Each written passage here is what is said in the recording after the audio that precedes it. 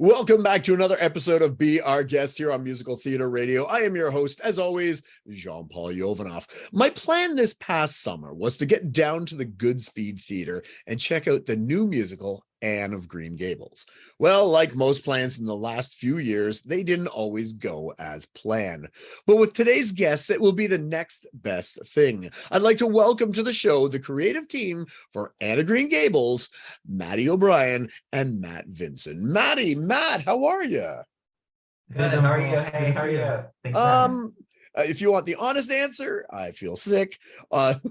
Just nose and stuff, but for a standard answer, great. I'm doing great. Thank you for asking.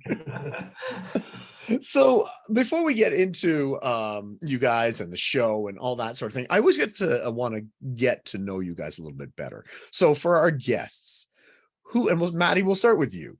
In 30 seconds, who is Maddie O'Brien? Maddie O'Brien. I grew up in upstate New York, just outside of Albany, and I went to school I was one of those obnoxious little theater kids that did theater for my entire life. I was really fortunate in that area. There were a lot of great regional theaters, and I was able to do a lot of professional and semi-professional work. And then I went away to Syracuse University for musical theater performance. But I started in that time period writing and directing more, and just found myself kind of not as excited about performing. And when I got to the city, I booked a bunch of acting work, but the more I did it, the more I found myself wanting to write more and perform more. And so, yeah, and that's kind of how I landed here. And then I got hooked up with Matt, and the rest is history. Nice. And Matt, who are you in 30 seconds? Matt Vinson in 30 seconds. I'm originally from Mobile, Alabama. So I'm from the South, went to school out in California, thinking that I wanted to write music for film, but ended up doing random theater projects and really just was drawn to live music, live theater. And so after school, figured that the best place to do that was in New York, moved to New York, joined a few of the writers' workshops to get to know some people in the industry. Through a mutual friend, somebody said, there's lyricist Maddie O'Brien who's looking for somebody to work on something with. And so we had a couple conversations, and the rest is history. Nice. Now, were you both always into musical theater growing up, or was that something you discovered a little bit later in life? Maddie, let's start with you. Yeah, I was really lucky. My parents were both pretty avid theater goers. I mean, I think we were kind of close to New York, where Albany was a couple hours outside the city, so we were able to come in and go out pretty easily on trips and things. And we saw a lot of theater in our hometown area. There were a lot of, like I said, a bunch of regional theaters that were really great and wonderful, and educational theaters. And they were really big they both loved it, and they were really big on exposing me and my sisters to it at a really early age. And so I think I was like 5 and I saw Peter Pan, and I was like, that's it, I'm in, I'm up there. and that was that. Nice. And Matt? Sure. I grew up in a large family. I'm the oldest of 5 kids, and so whenever we had holidays and we had family occasions, I just got into writing shows for our family, and so all my siblings were in the cast, and I was probably an overbearing director. It didn't go well all the time, but other than that, just that for actual musical theater, really the shows that we did in school, the high school musical, I remember My Fair Lady, Grease. Those were the ones that just I knew, from an early age. And then I had the opportunity in high school to write my high school musical in my senior year. So that was my first, attempt at writing for theater, and I kind of got hooked from that. Nice. And so Matt, you're in the South, Maddie, you're in the North. How did you mention a little bit how you two got together, but how did you traverse this, going from the South up to New York and then finally meeting each other? So Matt, I guess we'll start with you, since you have the farthest to travel. Sure. When I first moved to New York, I didn't know how I was going to make ends meet, and just sort of you do the normal thing where you get a job, and you find a place to live, and so that process took some time. I did go to a couple of those writers workshops. BMI was the first one that I really spent a lot of time in, met some good colleagues, and just sort of got a foot in the door in a few things. so the adjustment really was just figuring out how over the long term, how I was going to sustain a life and, you know, get a day job and pay the rent and meet people and just see how to sort of stick it out long enough to be able to see some things happen. And I started doing some musical direction, met some more people that way, certainly met, you know, actors, singers that way. And so just little by little started to build a network, and that was, you know, how I was introduced to Maddie. And so from there, things just sort of built over time through that process. Yeah, I came down right after college, after undergraduate, at Syracuse with basically my whole class. So I was lucky because I had a pretty big community of friends and stuff from school that I you know, moved down with, a bit of a network, and they're often referred to as the Syracuse Mafia because it does have a huge program, musical theater program, and Matt and I had a mutual friend that was from Syracuse that Matt had worked with and I had worked with, and we were both working with Matt and I were both writing with other people at the time, and it really is, you know, it's one of the more intimate relationships, you know, a writing relationship in your life. You know, you're not, you know, there's like your parents, your partner, and then, you know, your writing partner, and they all affect each other for better or worse.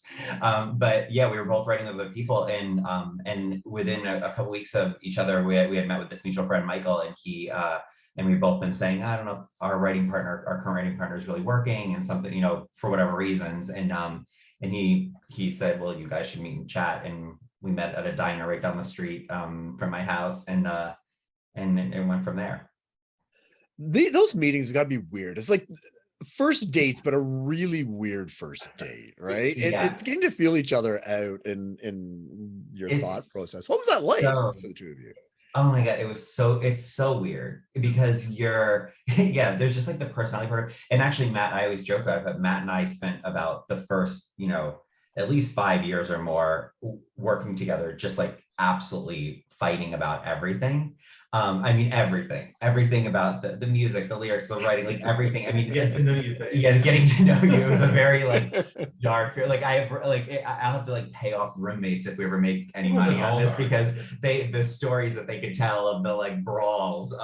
But there were great times in there. I jest a little bit, but yeah, it's a real getting to know you, and you're also just like, you know, you have different ways. There's the writing aspect of it, but there's also just the different ways of writing and working. And you know, Matt and I are very different people in our you know, daily lives, and also in our processes, and trying to get on the same page, and that like seamless of a collaboration was really, really, really difficult. And now I think we've actually gotten to this, because people will kind of be shocked even when we're at Goodspeed, when we have to put in changes and stuff like that, that usually Matt and I are pretty much in lockstep, because I kind of can predict what's going to throw him off, and vice versa, that he's like, you don't want to go there now with Maddie, but you know, I'll talk to him later tonight. And like, there is a bit of, it's just interesting how that relationship has evolved. And now it's a very, very, very easy relationship. But it wasn't always that way. I remember that first meeting, you know, at the diner down the road, and I was actually really impressed because you brought a script with you to the meeting, because you were working on another show, and so part of it is sort of, I guess, like with any relationship, there's a blending of all the things that you want to do, you've been working on, and you know, you're learning from those things, and then you can bring that to the table. And I know I definitely learned a lot from you, and what you were actually already working in the industry and sort of on the producing side too at that time. Yeah, so. Yeah. It was a really crazy time. I don't know if this exists yet, and if not, we should create it, like a Tinder for lyricist, book writers, and composers. Like, just swipe left if you like their music, or right if you like their lyrics or whatever. So that's very true. I better not see you. Swipe left or swipe right. You know? So is Anne the first show you created together, or did you have something you worked on before together? We've written a couple things together. One of the shows that we did now almost 10 years ago, that is actually still one of my favorite things we've ever done, was this show called Peter and I. And we had, because of a lot of things in the industry that happened, there was another show that had similar themes and similar subject matter. When our show came out, that show got picked up by commercial producers. But then just because of the timing, it couldn't work. So we actually, just after Anne now we're revisiting that, and we've done a little bit of a rewrite and tweak, and it feels like it might be time to kind of roll that out. But yeah, we've written quite a bit together, different pieces, and we also our very first, we had one piece which never went anywhere, but it was a modern adaptation of Oliver Twist. Oh yeah, called Twist. Yesterday, actually, I was in my storage unit, cleaning things out, and I found an old CD of like oh my god, old demo. So I hope you have burned it. Burn that.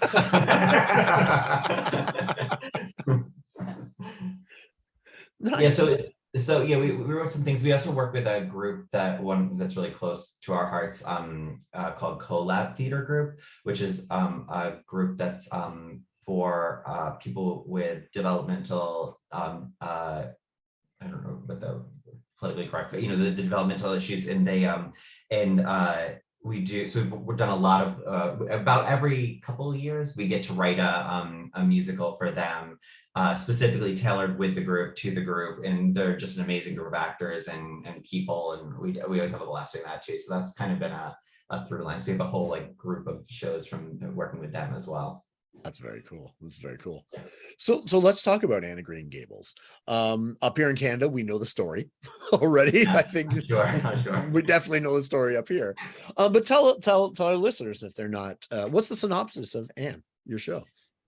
So the basic synopsis is this young orphan, Anne Shirley, is accidentally adopted by a brother and sister, an older brother and sister, Matthew and Marla Cuthbert, who run their family farm called Green Gables, and they intended to adopt a boy to help on a boy orphan to help on the farm, and through a mix-up, Anne gets sent to them.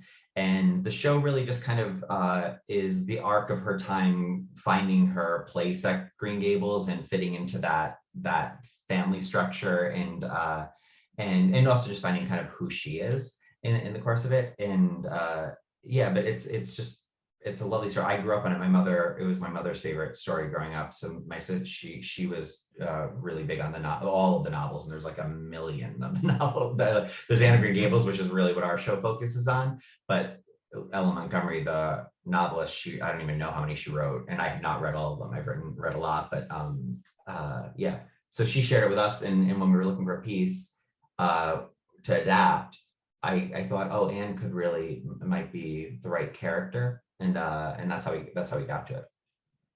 So Matt, you brought it up to Matt, or vice? You kind of just discovered it to each other? Yeah, we'd finished, Peter and I, and we were looking at we were looking to adapt something that was a pre-existing work, which is something we had not done.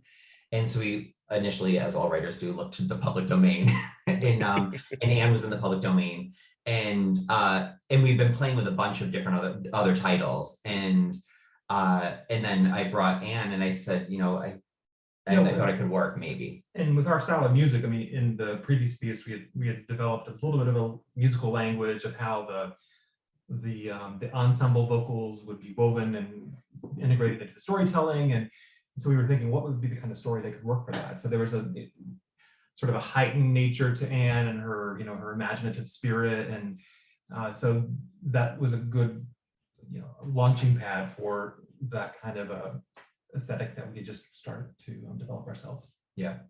So Matt, how long ago did this start? And tell us a little bit about the production history up until the production at Goodspeed. Sure. So we started working on just a few songs, probably in 2013, actually. Wrote a couple songs as sort of a proof of concept. Matty actually went away to get his master's degree in Scotland for a couple of years in between. So when Matty came back, we said, okay, well, let's give this a shot. We really moved quickly at that point. I think it was around 2014 we finished the first draft. And then 2015 was all about going to a couple of colleges to do some workshops. So we were able to work with, first of all, our current choreographer, Jennifer Jankishay. She and her company were doing some readings to help develop pieces that had potential to be told in a more dance forward way. And so that was one of the first opportunities to really hear it and see it, and see at least what it could be. And so we did those workshops that year. We did some demos throughout the year as well. And then that really kind of led us to the first opportunity to get in front of an audience, which is at a program called The Pitch, which was part of what was then called the Finger Lakes Musical Theater Festival. Yeah. And now they've rebranded subsequently to the Rev, but it was the Finger Lakes Musical Theater Festival at the time, and now it's the Rev Theater Company. And we did The Pitch there, which is a small, it's 3 people, it's myself, Matt, and an actress that came up with us to present sort of a 50-60 minute version of a talk through, and we gave some songs and some stuff like that, and kind of cabaret thing, but that sold out before we even arrived. And the artistic director, Brett Smock, and Josh Kratzker said, can you add shows? Can we add some performances? And we did. And by the time we had left there, they had said, we want to book it for the main stage. And it became the first musical that they moved from The Pitch to their main stage. In that following season, we did a workshop, a very largely produced, it was a very beautifully produced version of Anne on their main stage at the Rev, and it was very clear early on, though, like there needed cuts and edits and needed things like that. But what we had was pretty solid. And Goodspeed came, Donna Lynn Hilton from the artistic director of Goodspeed came to see that production, and she told us before we even ended that production, I think we knew we were going to Goodspeed, and then COVID hit, and we spent 3 years waiting for theater to come back. And for the next little while, when people do interviews, that time period, those 2-3 years of COVID, what did you guys do during that with the show? Did it kind of just sit dormant because you had just had a production and was going to go do something else? So it's not like you were going to do tons of rewrites or anything like that. What did you guys do with that? We actually had an opportunity. We had always planned to do. We had done our own demos, but they were very basic, and we had the opportunity with our orchestrator, Justin Goldner, to put together a concept recording. And so we always had that in the plans. But then when COVID happened, it gave us the urgency to do it, because that seemed to be something we could do, and it was manageable, didn't require an audience. And so we were able to still put that together. It was a much probably longer process to do it, because it involved, sending microphones to singers in their apartments, and and Zoom meeting rehearsals, and being like, I kept turning to Matt, and I don't know how, I really trust Matt and Justin Goldner. Their ears are impeccable, but I would be sitting on these Zoom calls in our like isolated apartments, listening back to a rehearsal. I'd be like, I don't know what the hell that sounded like. I think it was good. You guys pick the track and let me know how it goes. Like, it was quite a process. But it ended up being the perfect project, I think, because at the end of it, we had something to show for it, and it was also something that still helped us, get the material out there, and was served us well going into Goodspeed. And it was interesting, just from a writing standpoint, to look at how the material changed in the course of COVID, because the show was always about home and sort of community and stuff like that. But it was really crazy during the COVID period. There's the song that always hits me now in a way that it was always a nice song, but it never was the thing that caught my ear, was the song "Lonely" that Anne sings in the first act, toward the end of the first act. And it really felt to me like, it sounded like it almost could have been written about the pandemic experience, though it was written, 2 years before the pandemic. But it was interesting how the show just kind of morphed and changed, and certain themes came, we shifted a bit in the hearing of it. I love hearing the stories of artists like yourselves who took advantage of a terrible situation with the pandemic and did something great with it. Because would you have done any of that if the pandemic hadn't happened, right? I don't think we would have had time even. Like, everything was moving so fast forward. Musicals are funny because either nothing is happening with them, or you're like flying like on a kamikaze ride toward a stage production, and you're like, I need more time. So it was weird to have this like 2-year period where you're just sitting there being like, oh, we have something on the calendar, but we have all this time to actually play and think, and it was cool. So tell us a little bit about the Goodspeed production. Who was in it, some of the staff, the production team, and things like that. Well, so our director is this woman, Jen Thompson, who's just spectacular. She's worked a ton at Goodspeed, and we were hooked up through other producers. Someone had suggested, or actually a couple people had suggested her, and we were lucky enough to grab a meeting with her at one point, and it was just clear from very early discussions with her that she had such a specific angle on how she saw the piece and how she thought it could be delivered. And luckily she did the workshop, she did a workshop before the Finger Lakes. She did the Finger Lakes production with us, and then she did the Goodspeed production. So we were able to keep her attached through all of that, which was a godsend, and really wonderful development. And Jen Jankashay, our choreographer, Amanda Morton, our music director, was a team that it was just sort of our dream team. We had deep personal relationships with all of them, and it was nice that they've been able to all move forward with it.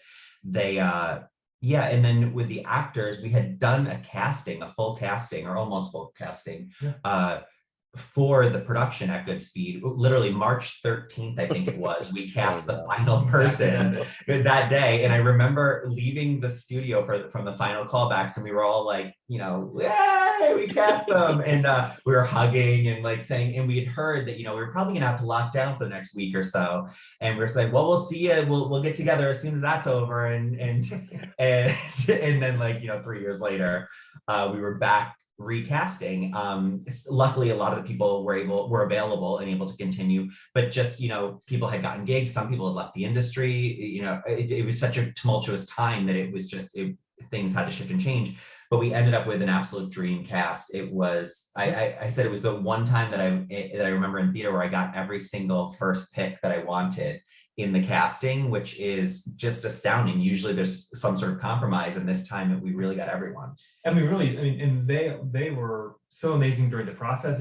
We were technically, I guess, still at the end of the COVID sort of era when we were doing it in the summer, because the rehearsal process, until probably the last dress rehearsal, everyone was rehearsing and singing in masks, and it's just completely different way. It's crazy to try and rehearse a new musical and everyone is masked. And there were moments where I remember Jen Thompson literally turning to me after a scene or a song and being like, well, I think that'll be good. And we were just kind of like, we kind of were in that place where you couldn't really see their faces. You couldn't really hear the music and the vocals. So it was just, it was quite a challenging process. And luckily the cast in Goodspeed was wonderful about supporting us and support, because it's just an emotional process getting it there. But yeah, we had, it was so interesting. Juliet Redden, who played Anne at Goodspeed, we had cast in the previous, the very first casting, and then she, luckily, we knew was staying through, and Michelle Ventimiglia, who is Diana, has played it. She's the only actress who's ever played it, other than an understudy, Tristan Butel, who's went on. But then Pierre Murray was new to us with Gilbert, and then Sharon Catherine Brown was. Oh, and Sharon Catherine. Do you know Sharon Catherine Brown? No, she is. I'm such a theater geek.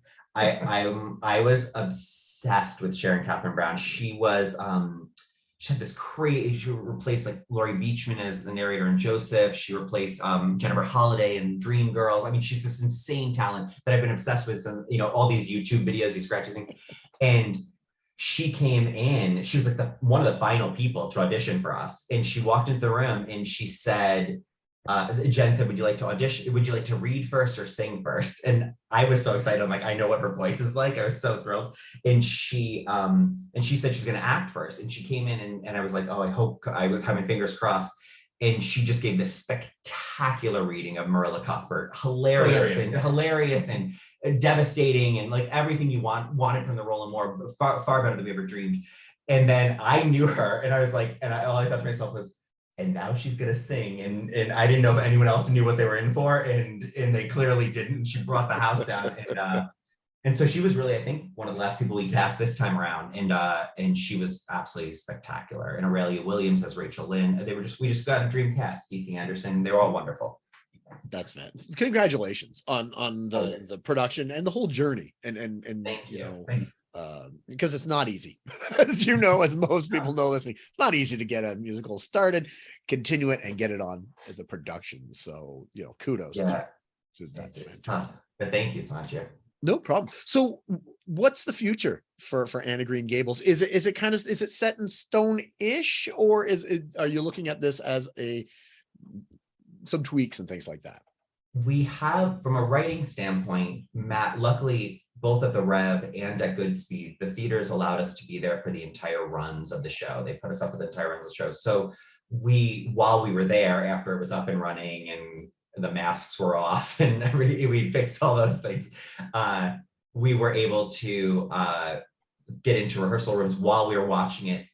Matt saw it a lot more than I did, but we were watching it regularly and then going into the rehearsal room and saying, okay, we want to cut this, we want to tweak that, and editing on our feet, basically. So by the time we left Goodspeed, we have a script and score now that feels, luckily it worked so beautifully at Goodspeed for the most part. It was pretty easy to diagnose where it was running a little long here, or this is not landing as we had hoped or whatever. And so we made those edits there. And now it's really, we're lucky to have a producing team that has stayed with us through all of this, and Eric Cornell, Justin Nichols, and Jack Sennett leading it, and they are kind of doing their thing now. We've handed it over, and we know that there are meetings happening and there are things happening, but we don't want to know about them until they stress me out. I don't want to know anything until it's real. Yeah. It's so hard to hand off your baby. Like at this point, it's growing up. Now, unfortunately, I have to hand it off to you, and I can't do anything. Yeah, it's so crazy. Well, and I said it's very interesting you go through this. It's so intimate, the process, and you kind of, as writers, you're for a very long time sitting kind of in control of everything because you're editing and you're changing and stuff. And then you get to a point where, ironically, or whatever, Ellen Montgomery, the writer, the original novelist of Anne of Green Gables, has a quote where she says one of the most important things about writing is knowing when to put down the pen. And we really kind of hit that point. Not that there won't be changes moving forward and stuff like that, but it came a point where we needed to hand her over to other people and let them do what they're good at, and we'll be invited back to the table when the time is right, hopefully. Yeah. That's awesome. I look forward to hearing more about the show in the future and wherever it goes and wherever productions happen. Yes, fingers crossed. Is there anything that the two of you are working on that you can talk about moving forward, or is it all hush hush? We have we're revisiting. We're hoping this year to put up some sort of version of the show that we've written like 10 years ago, Peter and I, and that we've done a pretty extensive reworking of. And I think we'll probably do some sort of concert version of that, or something manageable, at Green Room 42 or one of those 54 below.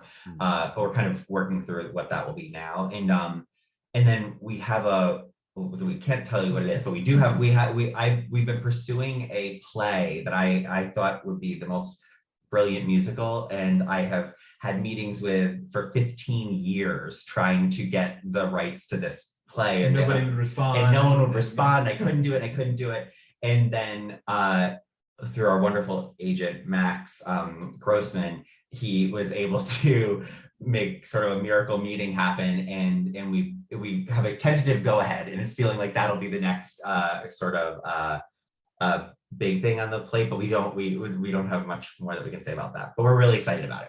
That's fair. Well, you'll have to come back on when it happens. Yes. and tell us all about it. We'll be here. That's fantastic. Matt, thank you so much for coming on today and introducing myself and the listeners to yourselves and your show, Anne of Green Gables. It's been fantastic. Thanks for having us so much. No problem. So we were just speaking with Matty O'Brien and Matt Vinson, the creative team behind Anne of Green Gables. Tune in next week as we'll speak with another guest or a guest about their life, love, and passion that is musical theater. I am your host, as always, Jean-Paul Jovanov. And until next time, I'll see you when I see you.